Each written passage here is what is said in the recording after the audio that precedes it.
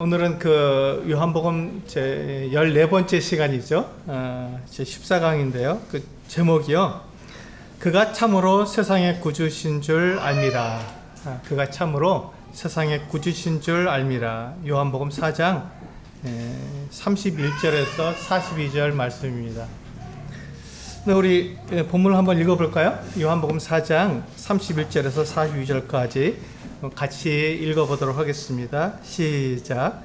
그 사이에 제자들이 청하여 이르되 라삐여 잡수소서 이르시되 내게는 너희가 알지 못하는 먹을 양식이 있느니라.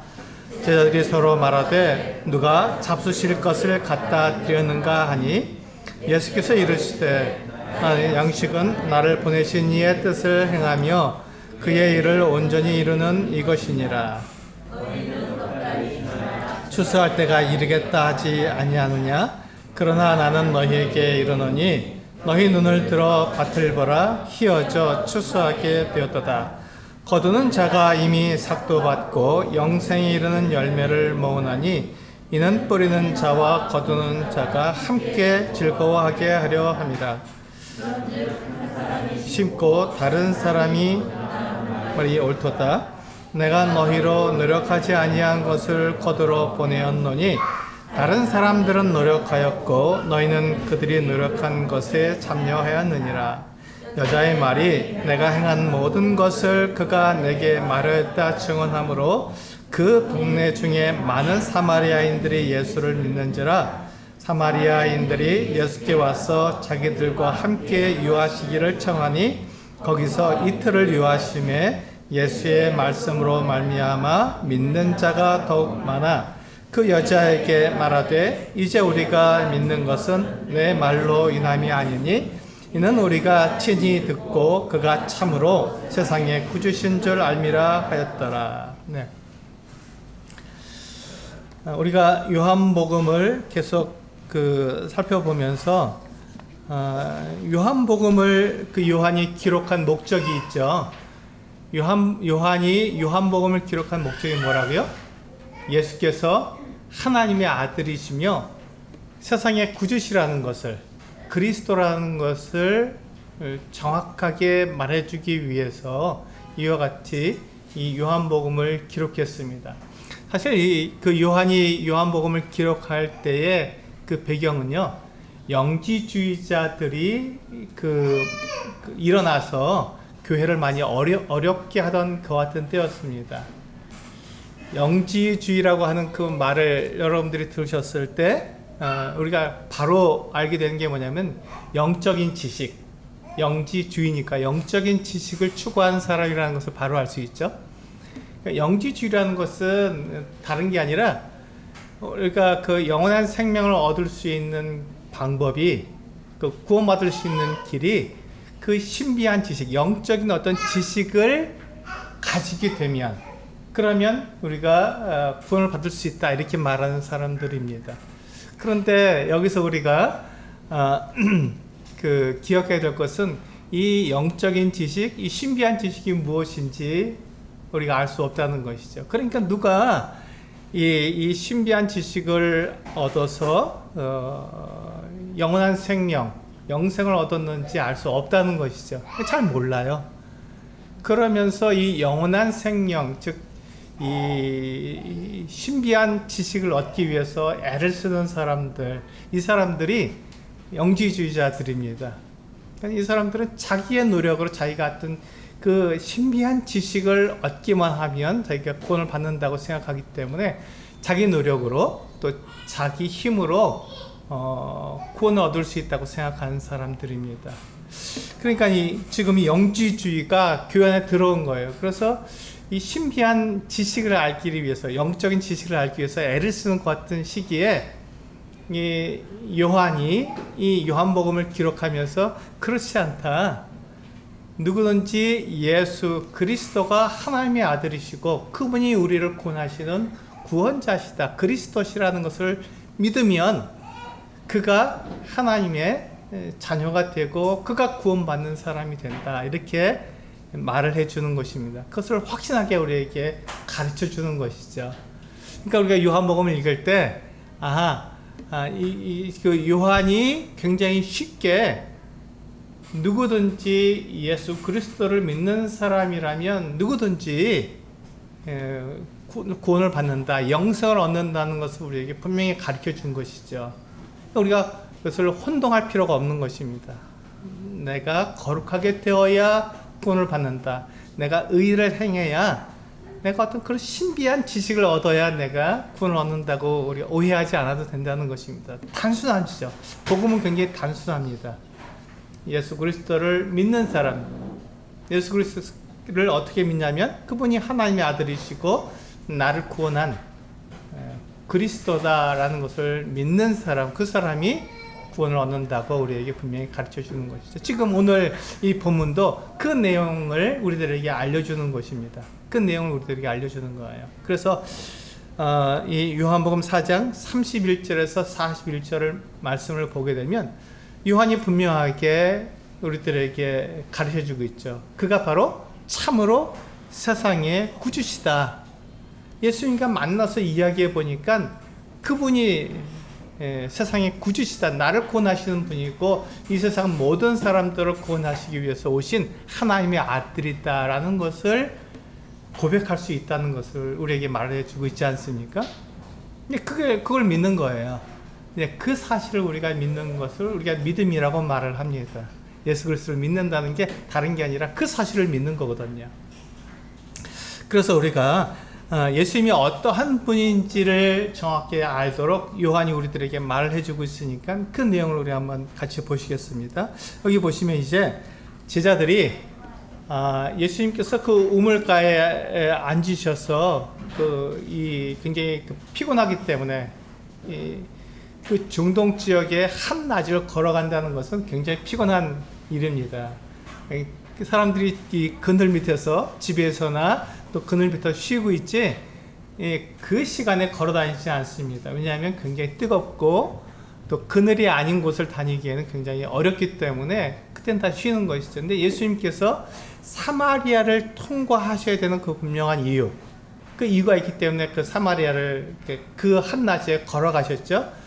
그러다가 이 우물을 만나서 그 우물은 그 물이 있는 곳이니까 나무가 있고 그늘이 있기 때문에 그 우물가에서 앉아서 쉬셨습니다. 그 사이에 제자들이 그 마을에 들어가서 먹을 것을 사러 들어갔죠. 이 제자들은 예수님을 그 우물가에 앉아서 쉬게 두고 그 먹을 것을 사러 마을에 들어갔습니다. 그 사이에 사람들이 전혀 움직이지 않은 그 한낮에 이 여자가 물을 들어 그 우물에 나온 거잖아요. 그 시간에 예수님께서 이 여자에게 내가 곧 그리스도다, 하나님의 아들이고 세상을 구원하러 온 하나님의 아들이다라는 것을 알려주게 되었습니다.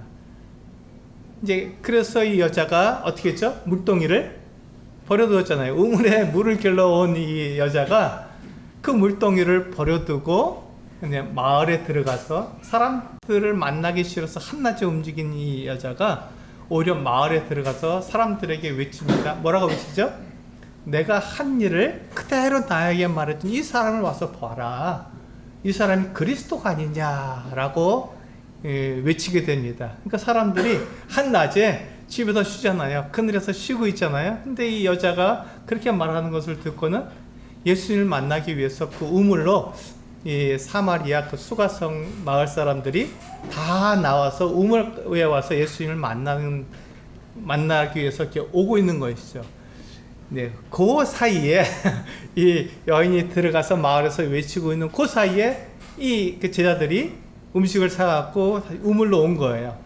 이게 굉장히 그 드라마틱하고 그 시간에 짧은 시간에 이루어진 사건이기 때문에 우리들이 이것을 잘 봐야 합니다.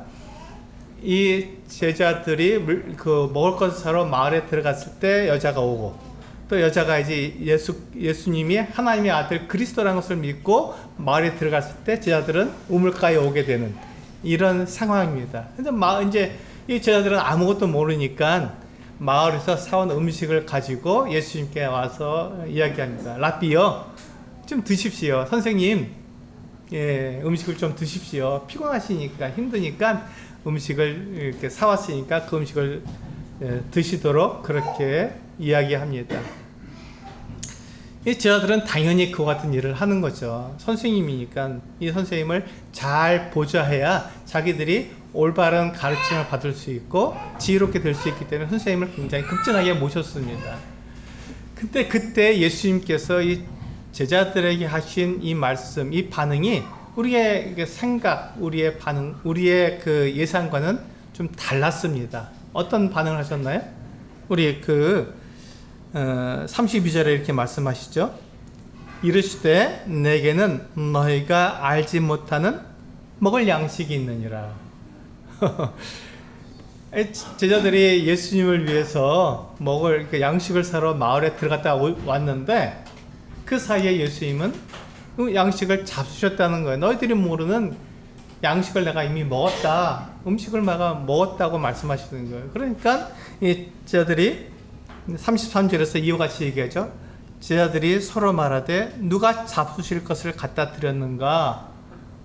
아니 오자마자 예수님께 드려서 그걸 드시게 하셨는가? 이렇게 지금 묻는 거예요. 그럴 리가 없잖아요. 우물이 이렇게 넓은 것도 아니고 좁은 우물에 제자들이 돌아와서 예수님께 이제 그 음식을 좀 드십시오라고 말했을 때 예수님께서 이미 나는 그 너희들이 알지 못하는 그 음식을 먹었다고 말씀하시니까 제자들이 굉장히 의아했습니다. 근데 예수님께서 이 제자들이 알지 못하는 그 음식에 대해서 말씀해 주셨죠. 해석해 주셨습니다. 그것이 무엇인지 알려주신 거예요.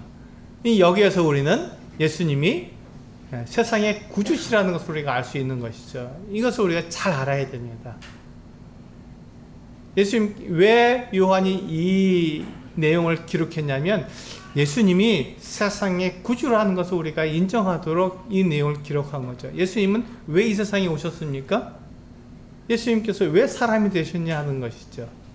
그것을 요한은 지금 이 말씀을 통해서 우리에게 이야기해 주고 있는 것입니다. 여기 보니까 34절 같이 한번 읽어보실까요?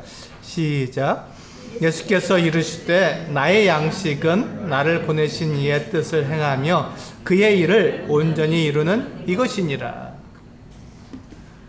예수님께서 제자들에게 너희들이 알지 못하는 그 양식을 내가 이미 먹었다 이렇게 말씀하셨는데 그 양식이 뭐냐면 우리가 생각하는 것 같은 음식이 아니라 우리가 생각하는 육체를 이렇게 건강하게 만드는 것 같은 음식이 아니라 예수님께서 말씀하신 이 양식은 그 나를 보내신 이의 뜻을 행하며 그의 일을 온전히 이루는 이것이다.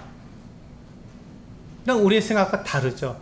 예수님께서는 분명히 이 세상에 오신 목적이 있었습니다.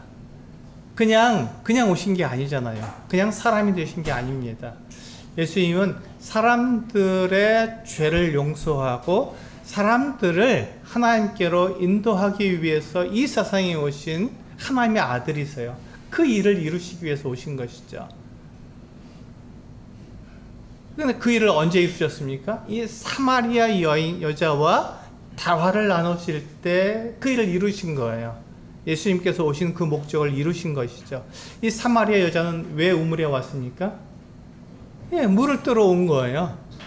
그가 목마르고 또 그의 마실 물을 얻기 위해서 그 우물에 와서 물동이를 가지고 와서 물을 기러 가잖아요. 근데 예수님께서 하나님의 선물과 너에게 물 좀 달라 하니까 누군지 알았으면 참 좋았을 것이다 이렇게 말씀하셨는데도 그게 뭔지 모르잖아요. 이 여인은. 그죠? 왜냐하면 이 여인의 관심사는 물을 얻기 위한 거잖아요.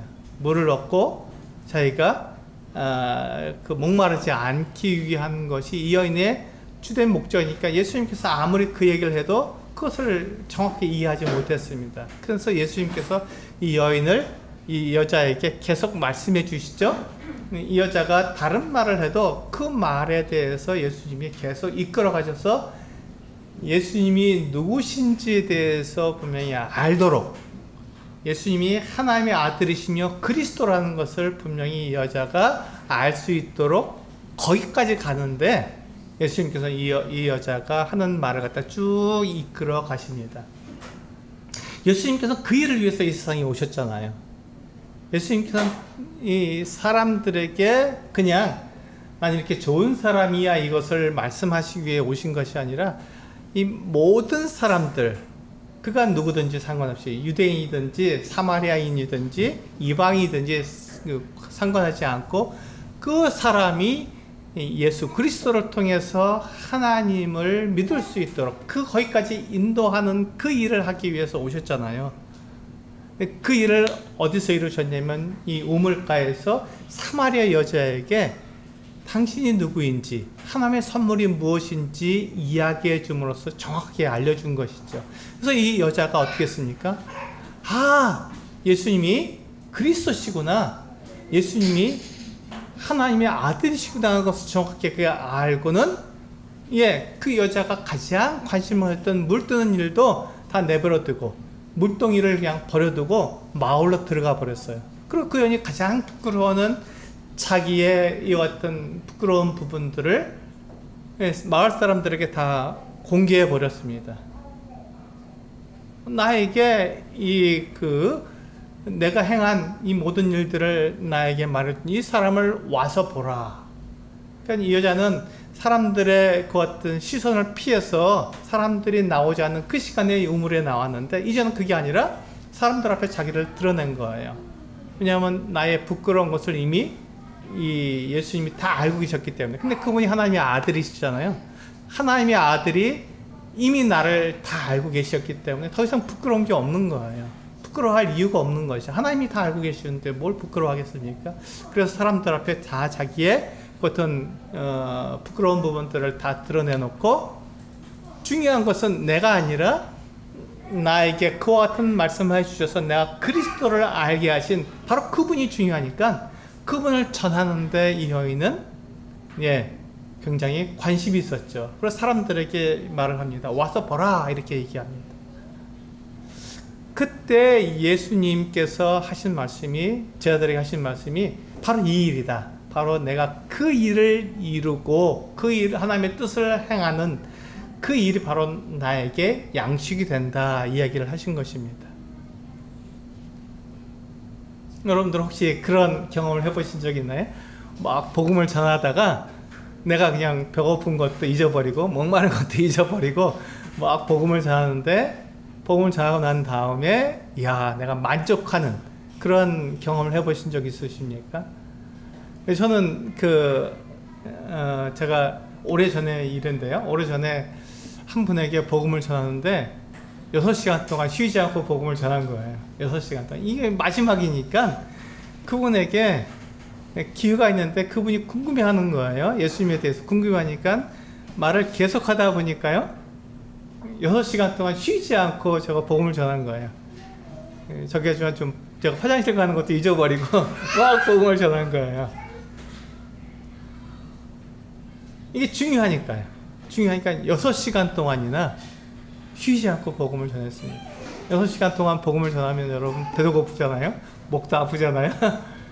근데 그걸 다 잊어버린 거예요. 지금 이 복음을 이 사람이 지금 예수님을 대해서 궁금해하고 나의 믿음에 대해서 궁금해하니까 그것에 대해서 알려주기 위해서 다른 건 다 잊어버리고 복음만 전한 거예요.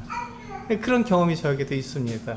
지금 예수님께서 이 여자에게 예수님이 누구신지 전하기 위해서 지금 목마르시잖아요. 한낮에 걸어오셨으니까 목마르시잖아요. 또 시장하시잖아요. 식사하실 시간이 지났기 때문에 지금 시장하시잖아요. 근데 그것을 다 잊어버리고 이 여자에게 당신이 그리스도라는 것을 전해준 것이죠. 그것이 바로 예수님의 양식이다, 이렇게 말씀하신 거예요. 제자들이 그것을 알지 못하는 것 같은 양식이 된 거죠. 우리 이사야서 53장 10절에서 11절 말씀을 같이 한번 읽어보실까요? 이사야서 53장 10절과 11절 같이 한번 읽어보겠습니다. 시작. 여호와께서 그에게 상함을 받게 하시기를 원하사 질고를 당하게 하셨은즉 그의 영혼을 속건 제물로 드리기에 이르면 그가 씨를 보게 되며 그의 날은 길 것이요 또 그의 손으로 여호와께서 기뻐하시는 뜻을 성취하리로다. 그가 자기 영혼에 수고한 것을 보고 만족하게 여길 것이라. 나의 의로운 종이 자기 지식으로 많은 사람을 의롭게 하며 또 그들의 죄악을 친히 담당하리로다. 네, 그 이디오피아 간다게 여왕의 국고를 맡은 그 네시가 그 예루살렘에 예비하러 왔다가 다시 자기 나라로 돌아갈 때 바로 이 말씀을 읽었습니다. 이사야서 53장을 읽은 거예요. 그때 빌립이 그 이디오피아 네시 성령께서 이끌어서 그 곁으로 오게 했죠. 근데 이 이사야서 53장을 이 네시가 읽는 것을 듣고는 묻습니다. 뭐라고 묻냐면 내가 읽는 것을 깨닫느냐, 이해할 수 있느냐 이렇게 물어본 거예요.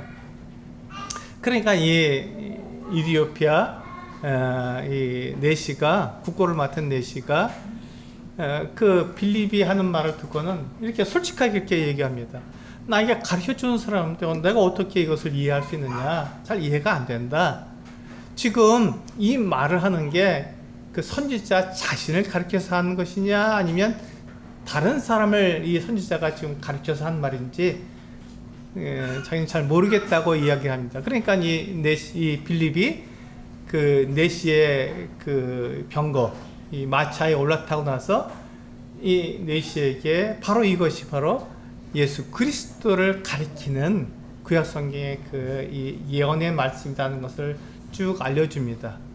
그러니까 이 네시가 어떻게 합니까? 이 빌립의 전도를 듣고는 그가 예수님을 믿고 침례를 받게 되는 것이죠. 이 똑같은 내용이잖아요. 그러니까 이 말씀이 지금 이사야서 53장 말씀이 뭘 가리키냐면 예수님께서 왜 이 세상에 오셨는가 하는 것을 우리에게 알려주고 있죠. 예수님께서 왜 이 세상에 오셨냐 하는 것입니다. 왜 오셨냐면 바로 이 일을 이루기 위해서. 10절과 11절 말씀을 잘 보시면 그 여호와께서 그에게 상함을 받게 하시기를 원하사 질고를 당하게 하셨다. 예수님은 십자가에 달리신 것이 바로 하나님의 뜻이었습니다. 십자가에 달리셔서 그가 상함을 받게 되셨잖아요. 고통을 받으셨습니다. 그럴 이유가 전혀 없는데도 그와 같은 일을 당하신 거죠. 왜 그랬습니까? 네, 하나님의 뜻이었기 때문에. 사람들의 죄를 용서하기 위해서 예수님께서는 그 일을 당하신 거잖아요. 예수님 그 일을 당하실 이유가 조금도 없으셨는데 그 일을 당하셨어요. 그의 영혼을 속건 제물로 드리기에 이르면 그가 씨를 보게 되며 그의 날은 길 것이요 그의 손으로, 자 보세요, 마지막에 이렇게 말씀하겠죠. 그의 손으로 여호와께서 기뻐하시는 뜻을 성취하리로다. 하나님께서 보내신 하나님의 아들이 십자가에 달려서 그 고난과 그 고초를 당하실 때 하나님의 뜻을 이루시는 거잖아요. 그렇게 지금 말씀하고 있습니다. 그리고 11절에 보시면 그가 하나님의 아들이시죠. 그 하나님의 아들이 자기 영혼에 수고한 것을 보고 만족하게 여기실 것이라. 나의 의로운 종이 자기 지식으로 많은 사람을 의롭게 한다. 예수님에 대해서 우리가 분명히 알 수 있죠.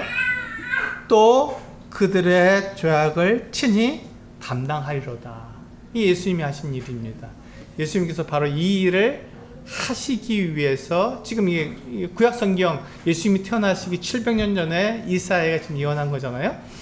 그 이사야의 예언대로 예수님께서 이 세상에 사람으로 오셨고 바로 이 일을 이루셨잖아요.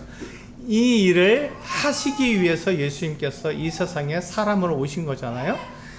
그 일을 하시는 것이 하나님의 일입니다. 그 일을 이루심으로써 지금 예수님은 제자들이 알지 못하는 그 양식을 예수님은 드신 것이죠. 이게 바로 예수님께서 하신 일입니다. 우리 마태복음 4장 4절 말씀 이어서 한번 보시겠습니다.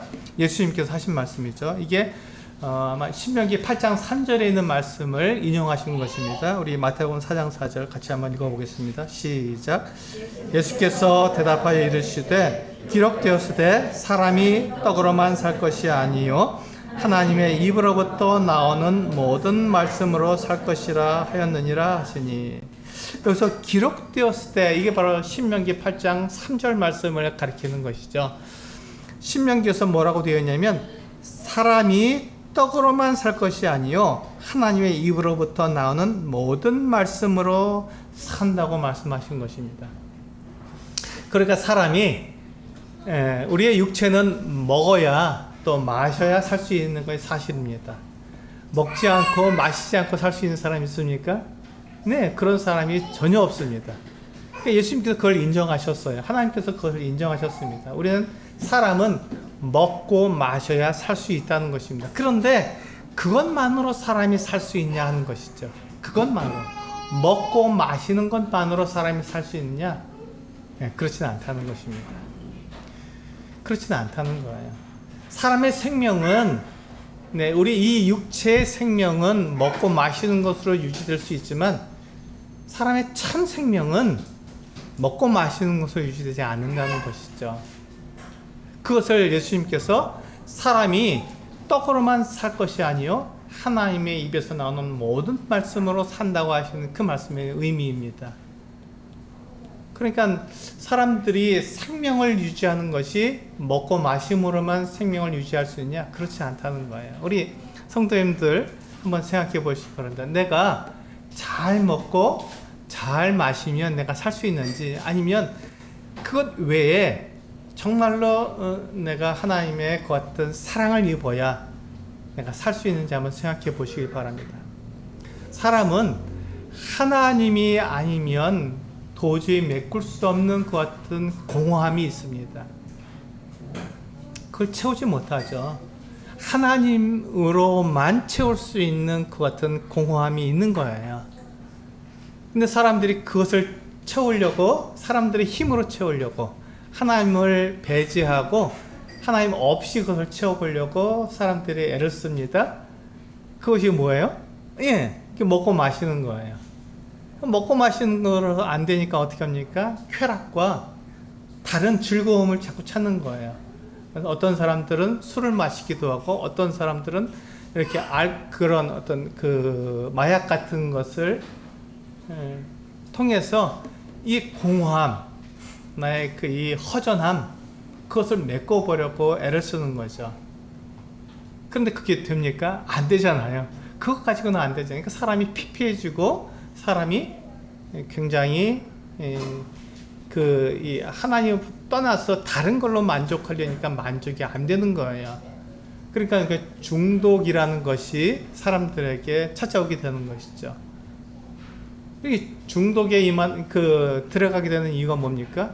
안 되니까, 그것으로 만족하지 못하니까 자꾸 그것을 찾게 되고, 결국은 중독이라는 그런 그 위치까지 사람이 들어가 버리게 되는 것이죠. 그때는 사람이 자기 힘으로 그 알코올이나 또 마약이나 성이나 이런 것으로부터 스스로 나올 수가 없어요. 중독됐기 때문에. 그것이 없으면 살아갈 수 없는 것이죠. 하나님이 아닌 다른 것으로 메꿔보려고 했기 때문에 안 되는 거예요. 지금 그런데 그래서 사람은 떡으로만 살 수 없습니다. 떡으로만 살 수 없는 거예요. 하나님으로 살 수 있는 것이죠. 하나님이 우리에게 생명의 근원이 되시고, 하나님의 말씀이 우리들에게 생명을 주시는 거예요. 그것을 알게 되면 우리는 누구에게 다가갑니까? 하나님께로 가는 거죠. 하나님께로 가는 것입니다. 그래서 우리가 많은 경우에 이 성경을 멀리하는 그런 경향이 있습니다. 성경을 우리가 읽지 않고 내 마음대로 이 세상을 막 살아가는 것이죠. 그렇게 해도 되는 것처럼 생각하는 거예요. 그런데 그렇게 했을 때 우리에게 무엇이 찾아옵니까? 공허가 찾아오는 거예요. 공허함이 있는 거예요. 그러니까 세상에 있는 것으로 계속 나를 만족시켜 주려고 더 많은 세상의 것들을 자꾸 내 삶에 채워넣는 것이죠. 근데 그것으로 된다고요? 안 된다는 거죠. 그런데 우리가 하나님께로 돌아가게 되면 하나님의 말씀이 우리들에게 생명이 되기 때문에 하나님의 말씀으로 돌아가게 되고, 하나님이 내 생명의 근원이 되시는 것을 우리가 인정하게 되면 그때부터 하나님으로 말미암아 내 삶에 채워지는 것을, 나의 그 공허함이 채워지는 것을 경험하게 되는 것이죠. 이렇게 되면 우리가 누구에게로 달려가냐면 세상이나 사람에게 달려가지 않고 하나님께로 가게 된다는 것입니다. 하나님이 주시는 것으로 내가 만족하게 될 수 있다는 것이죠. 이게 굉장히 우리에게 하나님께서 주시는 놀라운 선물입니다. 이게 영생입니다. 우리 영생을 누리는 것이죠. 영생을 누리는 게 바로 그것입니다. 그래서 예수님께서 뭐라고 말씀하셨냐면 너희들이 제자들이 알지 못하는 이 양식을 가지고 계신 거예요. 하나님의 말씀으로 하나님의 일을 다 이루어 드림으로써 나에게 이 배고픔과 목마름을 이길 수 있는 것 같은 힘이 있는 것이죠. 성도님들이 그것을 경험해 보시면 그걸 알 수 있을 것입니다. 사상의 것으로 나를 만족시키려고 애를 써 보는 것과 또 하나님으로 나를 만족시키려고 해보는 것 두 가지를 다 해보세요. 그러면 어느 것이 나를 정말로 만족시켜주고 나를 온전하게 해주는지 우리는 알 수 있습니다. 그런데 세상은 우리가 하나님으로 만족하게 만들지 않거든요. 그거는 정말 따분하고 힘들다고 생각하는 거예요. 세상은 훨씬 더 나를 내 육체를 더 만족시켜주고 더 즐겁게 해준다고 생각하는 거예요. 그게 맞죠. 세상은 내 육체하고 잘 어울리기 때문에 그게 맞는 것 같습니다. 근데 그것으로는 안 채워진다니까요. 하나님을 멀리한, 하나님을 버린 사람의 그 공허함은 그것으로 안 채워지는 게 문제예요. 육체의 즐거움으로 이것이 만족할 수 없다는 게 이게 우리가 이 하나님의 말씀을 읽어야 되는 이유입니다. 하나님께로 돌아가게 되면 그것이 내 육체하고는 잘 맞지 않아요. 내 육체는 놀기 원하고 즐기기 원하고 그 세상에서 막 재미있게 살기를 원하는 게 육체가 원하는 것입니다. 그런데 하나님께 가까이 가려면 잘 안 되는 게 사실이죠. 근데 나의 그 공허함, 나의 그 부족함은 하나님의 말씀으로만 채울 수 있습니다. 이게 진리예요. 이것이 하나님의 말씀이거든요. 이게 하나님의 약속입니다. 그렇게 해서 예수님이 바로 그것으로 채우신 거예요. 그러니까 하나님은 그것으로 자기가 만족하니까, 그것으로 자기의 생명을 유지하니까 그것이 예수님의 생명이 된다고 말씀해 주신 것이죠. 네. 그다음에 우리 더 놀라운 말씀이 있는데요. 우리 35절 말씀 같이 한번 읽어보실까요? 35절. 네, 시작. 너희는 넉 달이 지나야 추수할 때가 이르겠다 하지 아니하느냐? 그러나 나는 너희에게 이르노니 너희 눈을 들어 밭을 보라 희어져 추수하게 되었도다. 이 말씀이 뭐냐면 이게 바로 복음을 전하는 것과 이 세상에 씨를 뿌리는 것의 차이입니다. 농부들이 말을 하죠. 농부들이 이렇게 씨를 심으면 그것이 얼마가 지나야 추수할 수 있습니까? 4개월이 지나야 추수할 수 있습니다.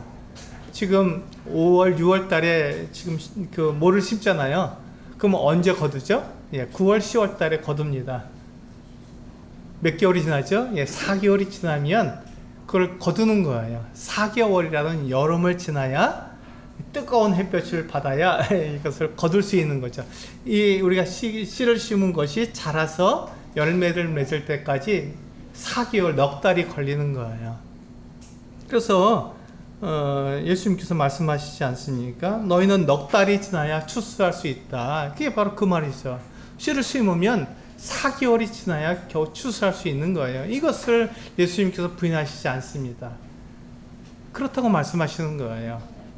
그런데 예수님께서 말씀하시는 이 영의 양식, 하나님의 이 복음을, 하나님의 뜻을 이루는 이 복음을 전하는 것은요, 씨를 심으면 바로 추수할 수 있다고 말씀하시는 것입니다. 이게 놀랍죠. 씨를 뿌리면, 씨를 심으면 그 다음에 바로 거둘 수 있는 그와 같은 그것이 바로 이 하나님의 복음을 전하는 일이다, 이렇게 말씀하고 있는, 이게 서로 다릅니다. 그래서 여기 보시면 36절에 뭐라고 되냐면 거두는 자가 이미 삭도 받고 영생에 이르는 열매를 모으나니 이는 뿌리는 자와 거두는 자가 함께 즐거워하게 함이라. 그런즉 한 사람이 심고 다른 사람이 거둔다 한 말이 옳도다. 이 말이 바로 그 말입니다. 우리가 복음을 전하는 것은 우리가 씨를 심는 것과 조금 다릅니다.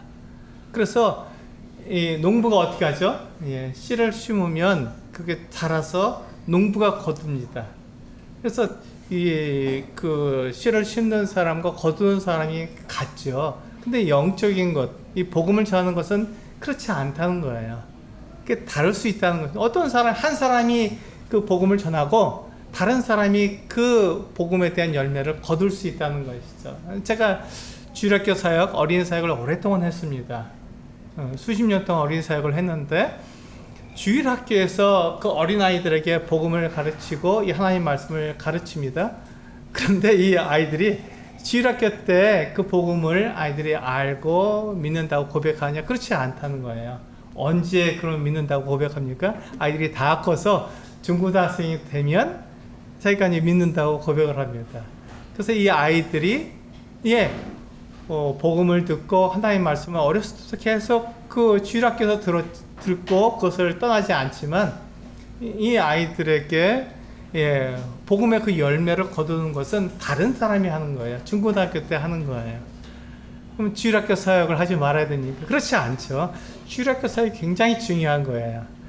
그래야 그 어린 아이들이 말씀을 떠나지 않고 말씀 안에 딱 붙들려서 그 안에서 성장하기 때문에 굉장히 중요하죠. 근데 그 열매를 언제 거둔다고요? 나중에 거두는 거예요. 그러니까 한 사람이 심고 다른 사람이 그 열매를 거두게 되는 것이죠. 이와 같은 일들이 저는 주일학교 예를 들었지만 비일비재한 것이 우리가 복음을 전하는 일입니다. 어떤 사람이 복음을 열심히 전하는데 그때는 믿지 않아요. 막 거절하고 또 때로는 화를 내기도 하고 그러고 돌아갑니다. 근데 가만히 생각해 보니까 그 말이 맞거든요.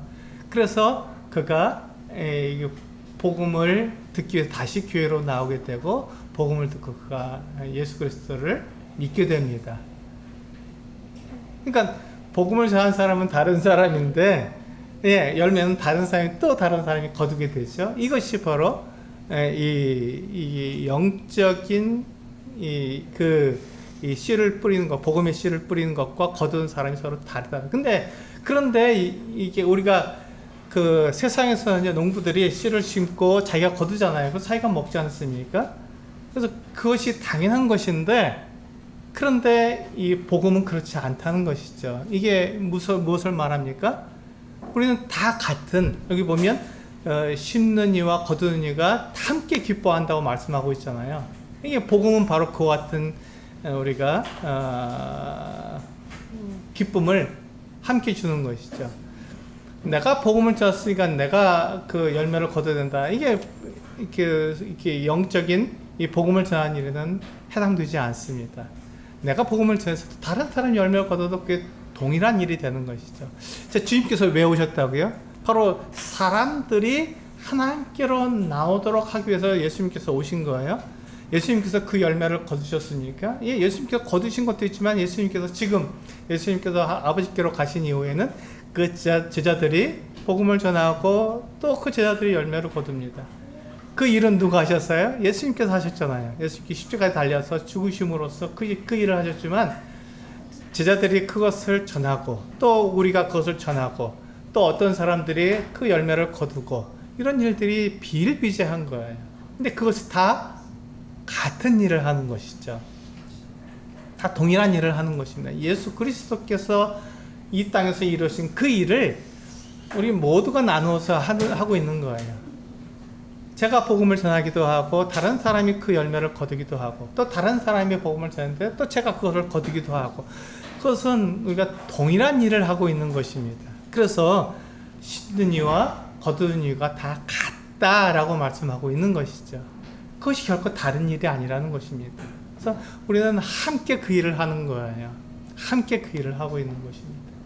우리 그 에스겔서, 우리 그 아모스서 9장 13절을 보시면 그 말씀을 우리가 이미 예수님 그 선지자가 그것을 예언하고 있는 것을 우리가 볼 수 있습니다. 우리 아모스 9장 13절 말씀을 같이 한번 읽어볼까요? 시작. 여호와의 말씀인지라 보라 날이 이를지라 그때 파종하는 자가 곡식 추수하는 자의 뒤를 이으며 포도를 밟는 자가 씨 뿌리는 자의 뒤를 이으며 산들은 단 포도주를 흘리며 작은 산들은 녹으리라. 이 말씀을 보면 뿌리는 자하고 심는 자하고 거두는 자가 막 섞여 있어요. 왜 그렇죠? 예, 이것이 그냥 혼재되어 있는 것입니다. 지금이 바로 그와 같은 때잖아요. 복음을 전하는 사람과 거두는 사람이 막 혼재되어 있습니다. 그런데 우리가 농사를 짓는 사람은 때가 정해져 있습니다. 정확하게 정해진 거예요. 예, 봄에 씨를 뿌리고 여름을 지나서 가을에 거두게 됩니다. 이건 정해져 있는 거예요. 이 시기를 놓치면 우리가 파종할 수 없고 거둘 수 없고, 이 시기를 놓치면 거둘 수가 없는 거잖아요. 그런데 복음은 그렇지가 않다는 거예요. 하나님의 말씀을 전하는 것은 이것이 막 혼재되어 있는 거예요. 복음을 전하고 거두는 일이 섞여 있는 것이죠. 이 아모스 선지자가 바로 그것을 우리들에게 알려주고 있는 것입니다. 굉장히 놀랍지요. 그래서 우리는 복음은 때를 얻든지 묻었든지 우리는 말씀을 전하는 것입니다. 우리 디모데후서 4장 2절 말씀을 같이 한번 읽어볼까요? 네, 시작. 너는 말씀을 전파하라. 때를 얻든지 묻었든지 항상 힘쓰라. 감사에 오래 참음과 가르침으로 경계하며 권하라. 네, 이 말씀을 보면 말씀을 전파하는데 때를 얻든지 못 얻든지 항상 힘써야 되는 것이죠.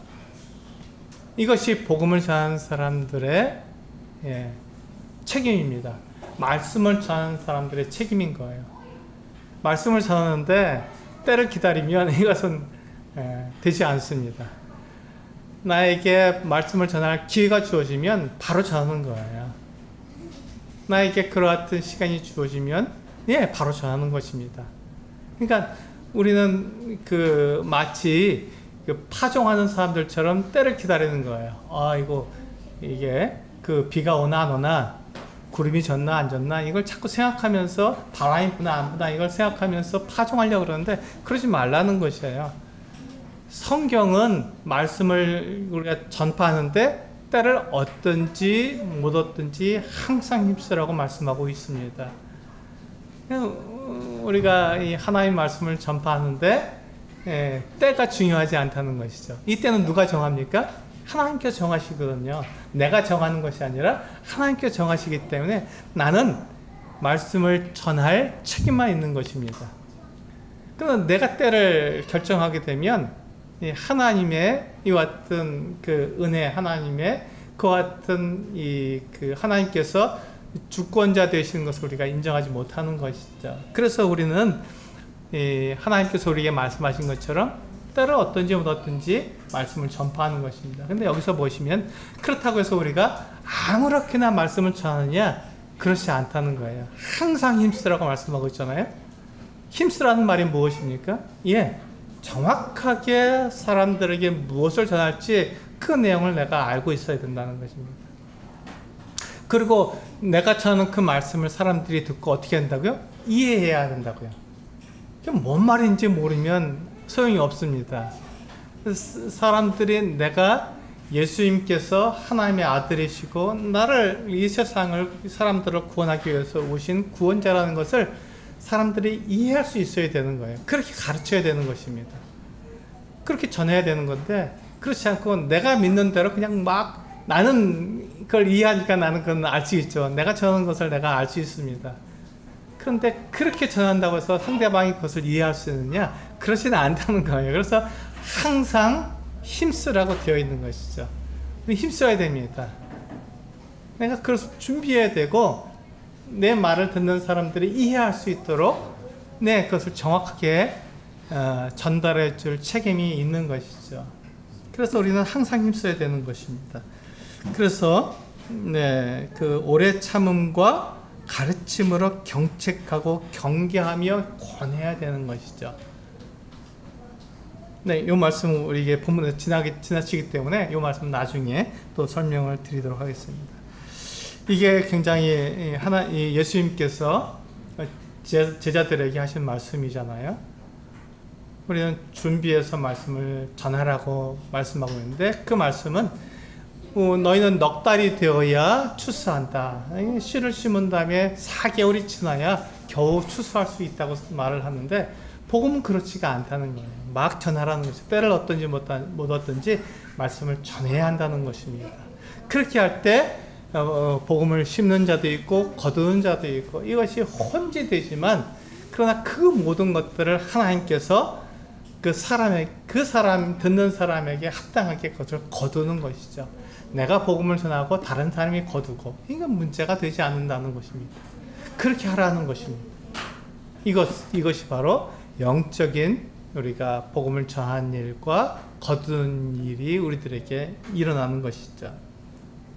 이 일을 바로 세상의 구주이신 예수님께서 우리들에게 말씀하시는 거예요. 예수님께서 오신 그 이유가 바로 이것을 위해서 오신 거잖아요. 우리에게 그것을 알도록 말씀하시는 것이죠. 그런데 이제 39절부터 보시면 교회가 무엇인지 우리에게 말씀해 주시는 내용이 나옵니다. 39절부터 제가 읽겠습니다. 여자의 말이 내가 행한 모든 것을 그가 내게 말하였다 증언하므로 그 동네 중에 많은 사마리아인이 예수를 믿는지라. 여기까지 이해가 되시죠? 40절에 보면 사마리아인들이 예수께 와서 자기들과 함께 유하시기를 청하니 거기서 이틀을 유하시매, 이렇게 되어 있습니다. 예수님께서 이 사마리아를 통과하셔야겠는지, 지금 갈릴리로 가시는데 지금 베레아 지역으로 요단강을 건너서 이렇게 삥 돌아가시지 않고 사마리아를 통과하셔야 되는 그 어떤 분명한 이유를 가지고 계셨어요. 그럼 급히 가시는 거거든요.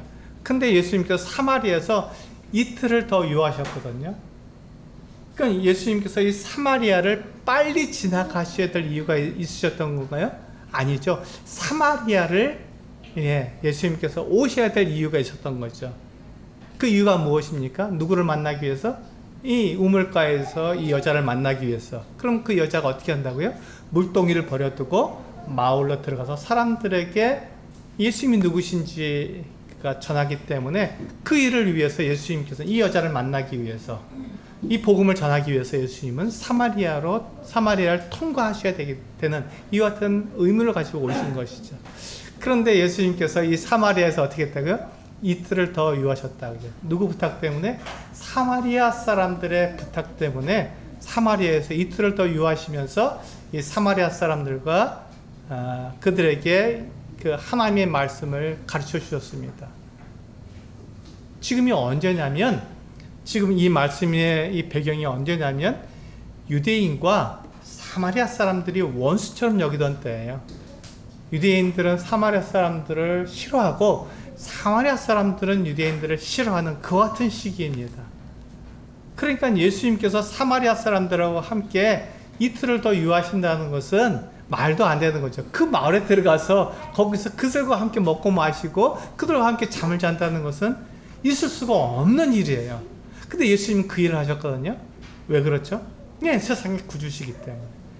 예수님은 유대인들만 구원하시기 위해서 이 세상에 오신 분이 아니라 유대인이든 사마리아인이든 이방인이든 누구든지 예수님께 나오는 그 사람을 차별하지 않고 그들을 하나님께로 인도하시기 위해서 이 세상에 오신 하나님의 아들이시거든요.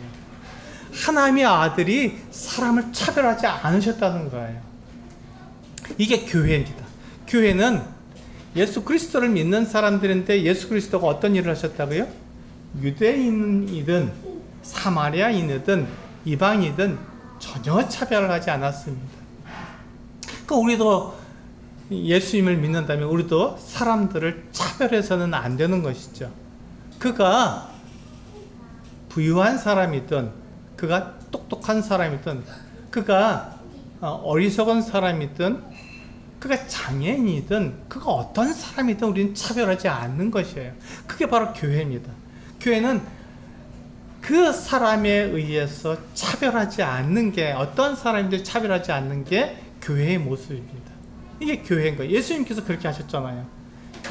유대인으로 오셨는데 사마리아 사람들을 차별하지 않고 그들과 함께 먹고 마시면서 이틀 동안 사마리아에서 더 유하시면서 그들에게 가르쳐 주셨어요. 그래서 이 사람들이 뭐라고 얘기했어요? 우리 42절에서 그렇게 말하고 있죠.